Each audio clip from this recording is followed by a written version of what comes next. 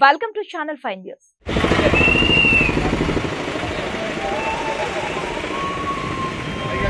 योगिनामपि सर्वेषां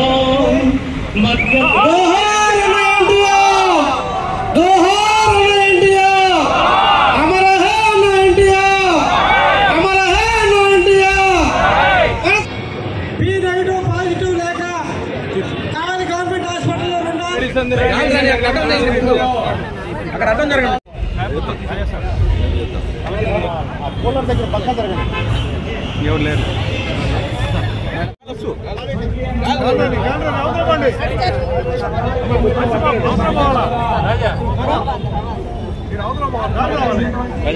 తీసా ఫోటో తీసా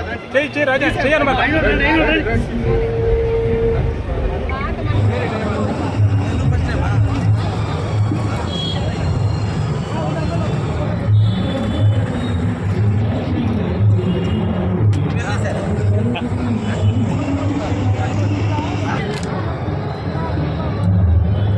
చాలా మోటివేషన్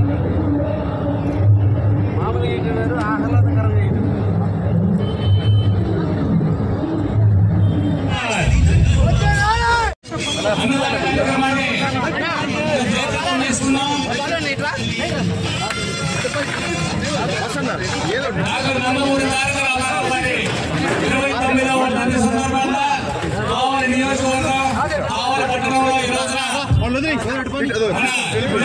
శాసనసభ్యులు వచ్చే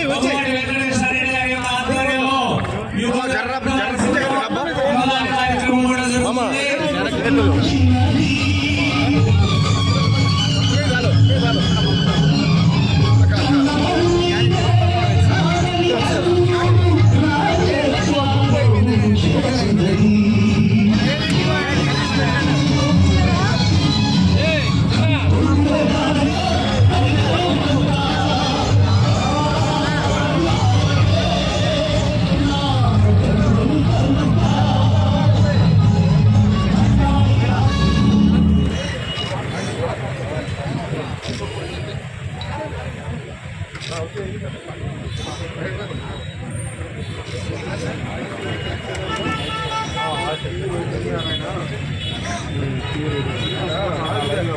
దగ్గరికి పో నేను చెప్తాను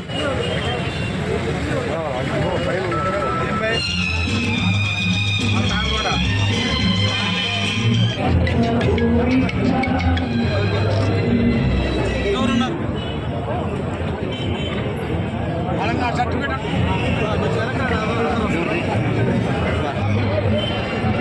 ఓకే సార్.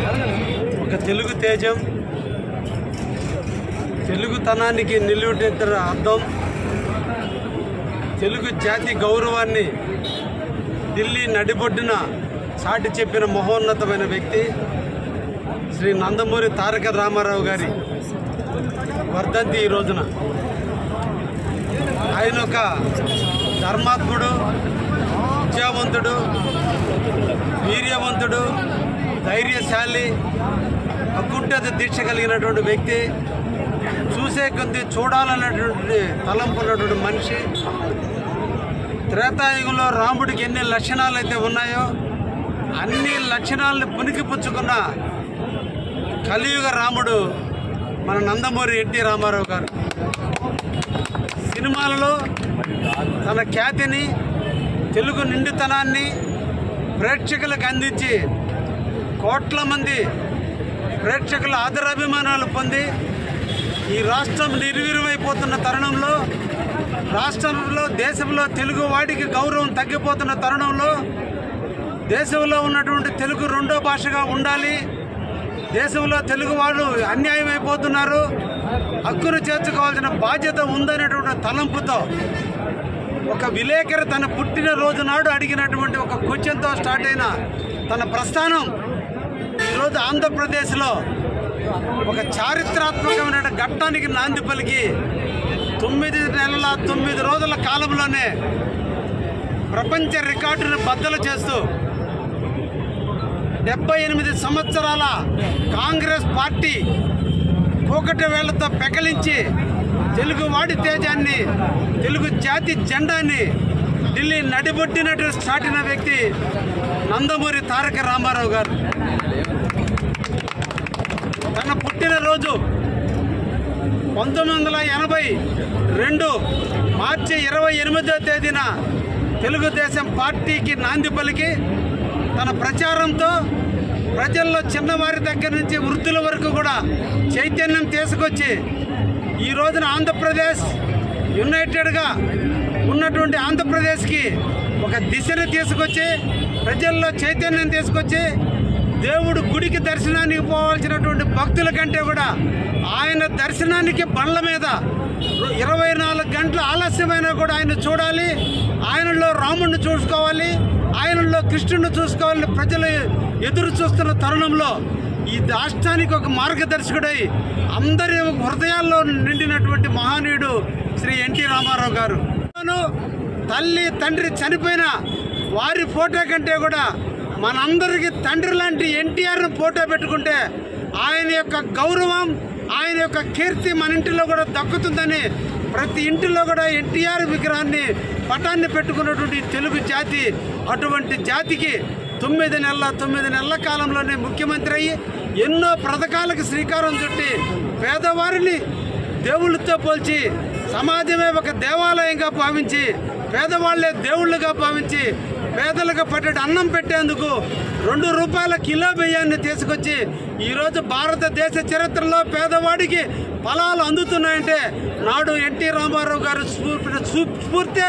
ఈరోజు భారతదేశం అంతా అందరూ ముఖ్యమంత్రులు అవలంబించేటువంటి విధానం. అటువంటి మహోన్నతమైన వ్యక్తిని మనం కోల్పోయాం. వారు స్థాపించిన పార్టీ ఏ ఆశయ సాధనకైతే ఆ పార్టీని స్థాపించాడో ఆ స్థాపించిన పార్టీ భుజాన వేసుకుని ఈరోజు రాష్ట్ర ప్రగతిని ముందుకు తీసుకుపోతూ ఎన్టీఆర్ ఆశయ సాధనలు ఒక పక్క,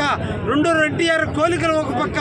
ఎన్టీఆర్ గారి ఉద్దేశాలు ఒక పక్క, అన్నింటినీ కూడా భుజస్కంధాల మీద మోసుకుంటూ ఈ రాష్ట్రాన్ని ఒడిసి పట్టుకున్నటువంటి శ్రీ నారా చంద్రబాబు నాయకత్వంలో ఈరోజు తెలుగుదేశం ముందుకు పోతుంది. ఈ రాష్ట్ర ప్రజలందరూ కూడా మార్గదర్శకంగా తెలుగుదేశం నిలబడబోతూ అటువంటి మహనీయుని యొక్క స్మరించుకుంటూ ఈరోజు కావలి నియోజకవర్గంలో ఆయన 29 సంవత్సరాల క్రితం చనిపోయినప్పటికీ కూడా